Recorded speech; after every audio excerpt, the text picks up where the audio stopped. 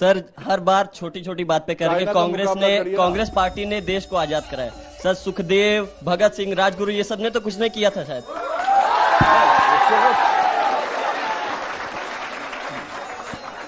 जवाब देना चाहेंगे? नहीं, वैसे सोनिया गांधी लड़ रही थी झुमरी तलैया से तलवार लेके, देखा तो नहीं आपने? हाँ, जेब में था चिल्लर, साथ वाले किल्लर, काम करे कांड वाले, लाइफ बेड़ा थ्रिलर, घूमे फिरे बस्ती में दिन रात मस्ती में, फिर भी काम किया बेटा खड़ा किया पिल्लर। कांग्रेचुलेशन सर आपकी जीत के लिए। पर मेरा सवाल आप ही से है क्योंकि सत्ता पार्टी में आप ही हैं। तो जैसे कि पंजाब में बहुमत नहीं आ पाई, तो आपने कहा कि जीत का श्रेय प्रधानमंत्री नरेंद्र मोदी को है, तो पंजाब की हार का श्रेय आप किसको देना चाहेंगे? अच्छा प्रश्न है। देखिए, पंजाब में हमने हमेशा कहा, आपने प्रधानमंत्री जी को भी सुना होगा और हमारे पार्टी के तमाम बड़े नेताओं को सुना होगा, पंजाब को लेकर उन्होंने हमेशा कभी भी ये क्लेम नहीं किया कि हम इस पर सरकार बनाएंगे। हमेशा वो कहते थे कि हम छोटे भाई के रोल में पहले थे, क्योंकि शिरोमणि अकाली दल के साथ हमारा गठबंधन था, वो बड़ा भाई, और हम 5-6 सीट पे लड़ते थे, हम बहुत कम सीट पे लड़ते थे। इस बार पहली बार हमने अपनी ऑर्गेनाइजेशन वहां शुरू की है, संगठन बनाना आरंभ किया है। हम सरकार अवश्य नहीं बनाएंगे, मगर जो वोट प्रतिशत हमें मिलता था, हमारी पूरी कोशिश रहेगी कि उस मत प्रतिशत को बना के रखे और भविष्य में अपने संगठन को गढ़े। इसमें कोई दो मत नहीं है, और मैं इससे नहीं इनकार करूंगा कि आम आदमी पार्टी की एक अच्छी और प्रचंड जीत पंजाब में हुई है, उसके लिए उन्हें और एक क्षेत्रीय पार्टी ने राष्ट्रीय पार्टी को बीट कर दिया वहां, तो बिल्कुल चुनौती के रूप में स्वीकार करना चाहिए। अंजना जी, हम में और कांग्रेस पार्टी में यही फर्क है।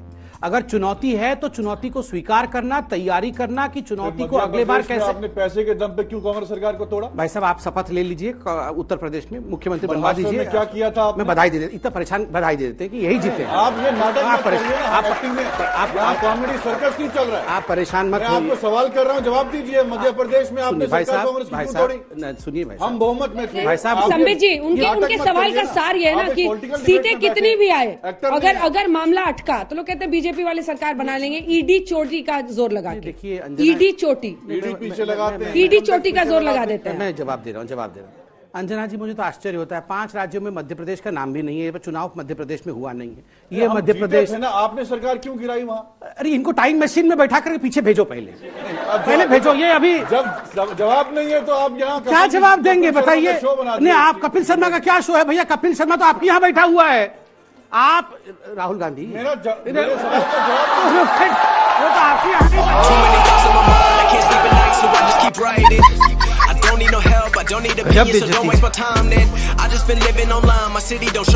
ले लीजिए, 5 राज्यों में 790 सीटें हैं विधानसभा की। भारतीय जनता पार्टी के पास 399 थी, अब रह गई हैं 356, यानी गिरावट आई। 2019 के चुनाव में 2 साल पहले उत्तर प्रदेश में 49.5% वोट मिला था, इस बार 43% मिला है, 6.5% गिर गया। ठीक तो है, मैं ये कह रहा हूँ बीजेपी हार गई है। नहीं, बीजेपी जीती है, अच्छी तरह जीती है। बाकी तीनों राज्यों का भी डेटा है आपके लेकिन पास?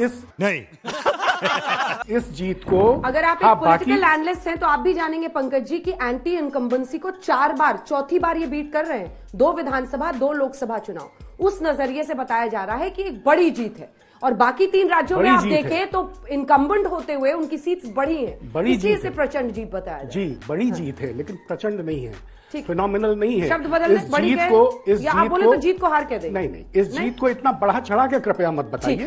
बढ़ा चढ़ाकर अपनी जीत को आप लोग पोर्ट्रे कर रहे हैं, और उनका कहना है कि आप हर जगह पर परसेंटेज। आप लोगों के अपने सवाल तैयार रखिएगा, अब सवाल भी हम जनता के लेंगे। जल्दी से एक कमेंट इस पर, वो कह रहे हैं कि आप बड़ी जीत। पंकज भाई तो एनालिस्ट हैं, पहले बहुत कांग्रेस की तरफ से डिबेट भी करते थे, अच्छे व्यक्ति हैं, मगर आज जो प्रॉब्लम कांग्रेस की है यही है, ये सुबह से बैठे ग्रामर की किताब लिखते रहते हैं कि ये प्रचंड नहीं है, ये बहुत है, ये बहुत नहीं है, ये वो बढ़िया है। ये खुद गर्त पे डूबे हुए हैं, ये देखते नहीं कि हम कितना डूबे हैं। ये जहाज भी डूबेगा, इसमें भी छेद होने वाला है, ये भविष्य में।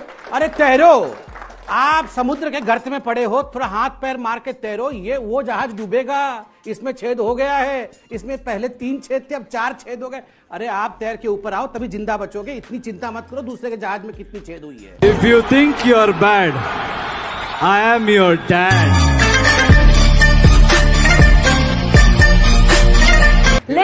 लेकिन सवाल यह है कि उनके पास नरेंद्र मोदी है, आपके पास एक परिवार है जो कहीं बोझ तो नहीं बन गया। ये मैं नहीं, कपिल सिब्बल बोल रहे हैं, जवाब दीजिए। देखिए, गिरते हैं शायद सवार ही मैदान जंग में। हार जीत चलती रहती है पॉलिटिक्स में। भाजपा ने किन मुद्दों पर चुनाव लड़ा और अभी लोकतांत्रिक देश में जो मुद्दे इन्होंने हाईलाइट किए, हिंदू मुस्लिम, मंदिर मस्जिद और हिजाब, कभी कुछ, तो लोगों को मिसलीड किया। इन्होंने ये नहीं दिखाया लोगों को कि हमने 5 साल में क्या किया। भारत की जनता झूठ दिखाया ना, झूठ दिखाया। देखिए, राजस्थान में तो ये हारे, हमने हराया। मध्य प्रदेश में हमने हराया, छत्तीसगढ़ में हमने हराया। हार जीत चलती रहती है, लेकिन देश को तोड़ने की जो ताकत आप इस्तेमाल कर रहे हैं वो इस देश के लिए खतरा है। और कांग्रेस में डेमोक्रेसी है, हम यकीन रखते हैं। अगर किसी नेता ने बात रखी है, उनको हमने जो है बाहर नहीं किया, उनकी बात सुनी। CWC मीटिंग में सब नेताओं ने बात रखी, कहां गलतियां हुई हैं, और उन PCC प्रेसिडेंट्स को कहा गया कि आप रिजाइन करिए। कल से अधीर रंजन चौधरी और सब टूट पड़े कपिल सिब्बल पर।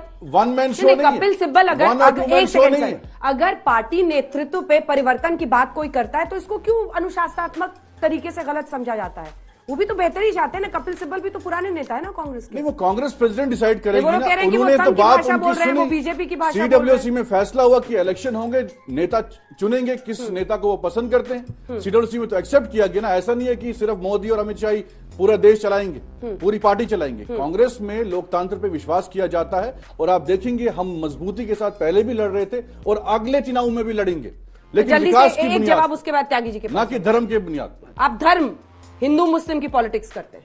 नहीं, पहले तो मुझे बताइए, ये राहुल गांधी जी का नाम लोकतंत्र कब से हो गया है? मतलब ये शुरू, हम लोकतंत्र बचाएंगे, हम लोकतंत्र पे विश्वास करते हैं, सब कुछ लोकतांत्रिक, मतलब ये क्या है? मतलब राहुल गांधी को किसी भी कीमत पे आगे बढ़ा के रखना है, चाहे गिरते हैं मैदान जंग। अरे गिरते गिरते गिरते समाप्त हो गए हो भैया।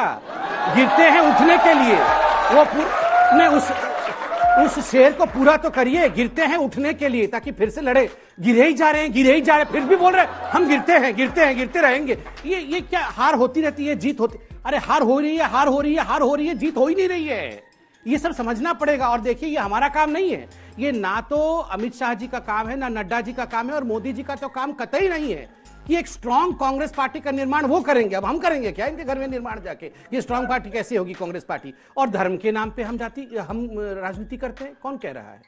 कौन कह रहा है धर्म के नाम पे हम राजनीति करते हैं? मैं तो गर्व से कहता हूं, राम मंदिर बनवाया गया सुप्रीम कोर्ट के निर्देश के बाद। हमने सुप्रीम कोर्ट में तथ्यों को रखा, निर्देश के बाद राम मंदिर बना। आप मुझे पूरे उत्तर प्रदेश के चुनाव में दिखा दीजिए कितनी बार राम मंदिर के नाम पे हमने वोट मांगा है, जबकि हमें मांगना चाहिए था, मांग सकते थे। बिल्कुल गर्व से कहता हूं, राम मंदिर एक बहुत बड़ा धरोहर है इस देश का, मगर हमने टिकट भी दिया और मांगा भी वोट। कहां बिजली पहुंची है, कहां सड़क बनी है? हर चुनाव के भाषण को उठा के देखिए। हिजाब तो कर्नाटक का विषय था, उत्तर प्रदेश में कौन लेके आया?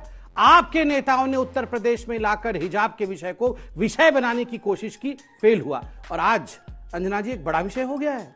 आपने, पता नहीं आप सबने सुना है कि नहीं, अशोक गहलोत जी से पूछा गया, आज तक के ही संवाददाता ने पूछा, आज रिपोर्टर ने पूछा कि अशोक गहलोत जी, प्रियंका वाड्रा जी का तो बड़ा अच्छा परफॉर्मेंस रहा या खराब परफॉर्मेंस रहा? बोले बहुत अच्छा परफॉर्मेंस रहा है। 403 सीट में कांग्रेस पार्टी उम्मीदवार खोज पाई, ये अपने आप में कितनी बड़ी उपलब्धि है प्रियंका वाड्रा जी की। खत्म, bye bye, tata, goodbye, गया।